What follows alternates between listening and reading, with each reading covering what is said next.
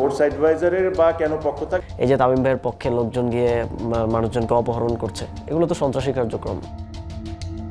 গেল রবিবার রাজধানীর একটি হোটেলে আয়োজিত এক সংবাদ সম্মেলনে জাতীয় দলের সাবেক অধিনায়ক তামিম ইকবাল অভিযোগ করেছিলেন, সরকারের ঊর্ধ্বতন মহল থেকে নাকি বিসিবি নির্বাচন প্রভাবিত করার চেষ্টা করা হচ্ছে। বিসিবি নির্বাচনকে ঘিরে পাল্টাপাল্টি অভিযোগ চলছে বেশ কিছুদিন ধরে।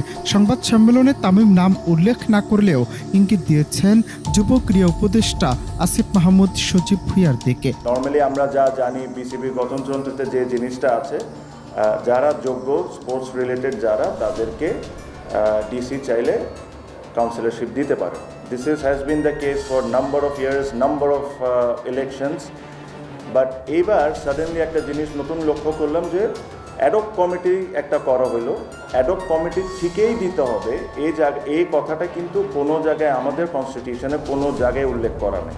তো এইভাবে করে যদি ওনারা ইলেকশনটা করতে চান, তাহলে তো এটা ইলেকশন হলো না, এটা তো সিলেকশন হয়ে যাচ্ছে। যে এই গভর্নমেন্টের পক্ষপাতী হওয়ার দরকার নেই। এখানে আমি আসি, আরেকজন আসুক বা আরেকজন আসুক, সবাই তো ওনাদেরই লোক।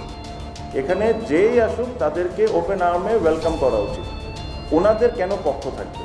স্পোর্টস অ্যাডভাইজারের বা কেন পক্ষ থাকবে? তামিমের অভিযোগের জবাবে আসিফ মাহমুদ সজীব ভুঁইয়া একটি বেসরকারি টেলিভিশনকে দেয়া এক সাক্ষাৎকারে জানান, সরকার কোনোভাবেই নির্বাচনে হস্তক্ষেপ করছে না, বরং তার দাবি তামিমকে সামনে রেখে একটি পক্ষ নির্বাচনী মাঠে সুবিধা নিতে চাইছে।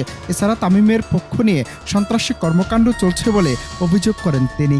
এই যে তামিম ভাইয়ের পক্ষে লোকজন গিয়ে মানুষজনকে অপহরণ করছে ক্লাবের কাউন্সিলরশিপ দখল করার জন্য। তারপর তামিম ভাইয়ের পক্ষে বুলবুল ভাইকে ফোন দিয়ে বলা হলো, আপনি নির্বাচন থেকে সরে যান, আপনাকে আমরা সিও বানাই।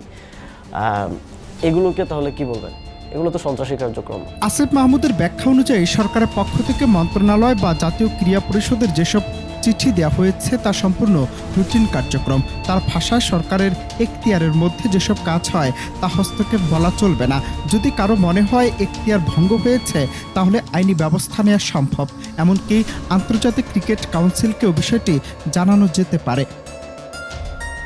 এছাড়াও পাল্টা অভিযোগে আসিফ মাহমুদ আরও জানান, তামিমের নাম ব্যবহার করে প্রতিদ্বন্দ্বী পক্ষ কাউন্সিলরদের উপর চাপ সৃষ্টি করছে, এমনকি অপহরণের মতো ঘটনাও ঘটছে।